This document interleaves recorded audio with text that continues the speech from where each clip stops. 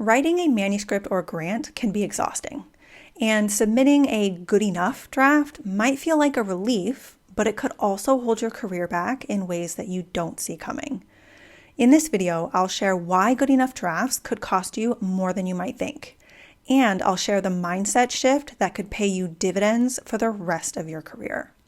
And if we haven't met, hello, my name is Crystal Heron. I'm a trained biomedical scientist turned clinical researcher and now scientific and medical editor. And since 2011, I've helped scientists, clinicians, and medical communicators write with intention, clarity, and confidence. So I've talked to a lot of authors who are exhausted from writing a manuscript, and they say that they just want to get it published or they just want to get it off their desk and submitted. And I often hear that they think, well, why bother investing so much in writing a great manuscript or grant if they are just going to have to change it after they get feedback from reviewers? So these thoughts or approaches are a disservice to your work and can hold your career back. How? Low quality writing can bury your quality science and lead to rejected grants, desk-rejected manuscripts, delayed publications, fewer citations, missed collaborations, lost opportunities for awards and promotions, and other types of recognition, and all sorts of other things. And these things hold your career back and limit your impact in your field. So rather than submit good enough drafts, I want to encourage you to think about your manuscripts, your grants, your other research documents as your research products, which means that your writing is how you package your research product. And the packaging, the writing, affects how your research product is perceived. Now, your science can be a 10 out of 10, but if your writing is a 3 out of 10, then your science will seem like a 3 out of 10. But if your science is a 10 out of 10 and your writing is a 10 out of 10, your science will seem like a 10 out of 10. If you're not convinced, let me give you an example. Let's say you go to a friend's house and they offer you a cupcake and you have two to choose from. One is a beautifully made cupcake with beautiful piping on top. It's colorful. It's truly a beautiful cupcake. The other one just has some white frosting kind of thrown on top. Now they have the same ingredients, but the packaging of those ingredients is different. One is a 10 out of 10 and the other is a 3 out of 10. Which one would you choose? Which one do you think would taste better? Which one will you remember? And I'm willing to bet it's the beautiful one. So your perception of the packaging matters. This is why so much effort goes into packaging any kind of product that you find out there. Now, think about your readers. If you imagine that your research product has the ingredients of sound methods, solid data, and meaningful significance, how do you want to package your 10 out of 10 research product for readers?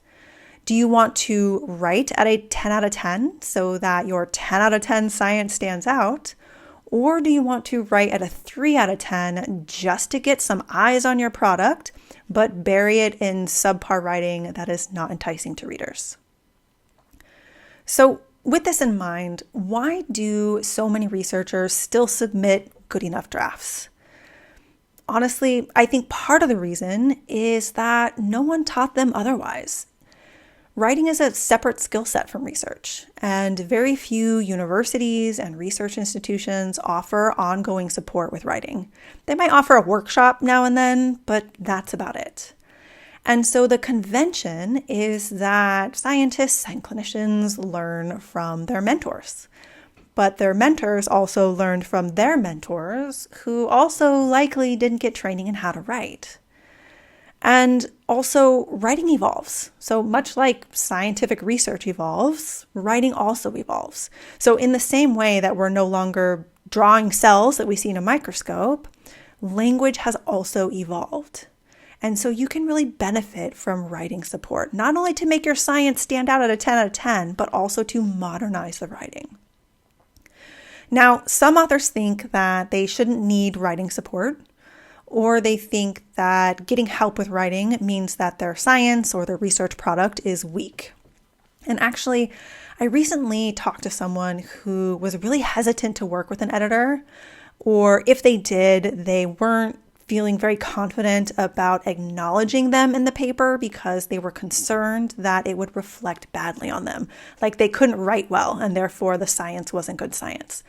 But that's not the case at all. There is no shame in working with an editor, a writer, or a writing coach. And if it helps, you might think of them like you would a core facility or a consultant, except rather than getting scientific support, you're getting writing support. Now, another concern to getting writing support that I hear often is the cost. But I really want to put this into perspective.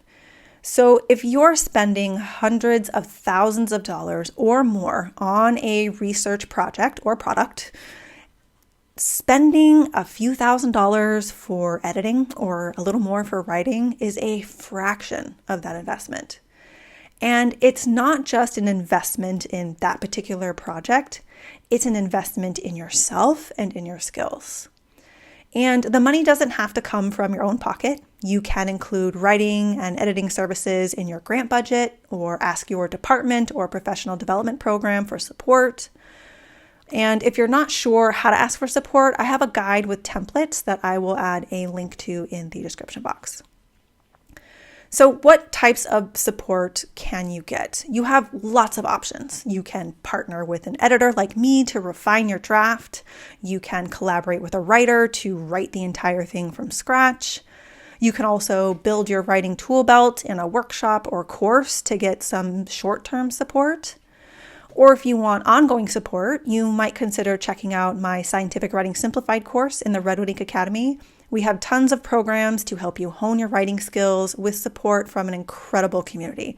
I'll add a link to the description box in case you want to check it out.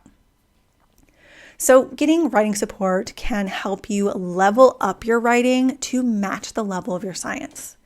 And when you stop writing good enough drafts and package your research product in a way that is enticing and engaging for readers, your work is more likely to get funded, published, cited, and otherwise recognized, maximizing your impact in your field and advancing your career.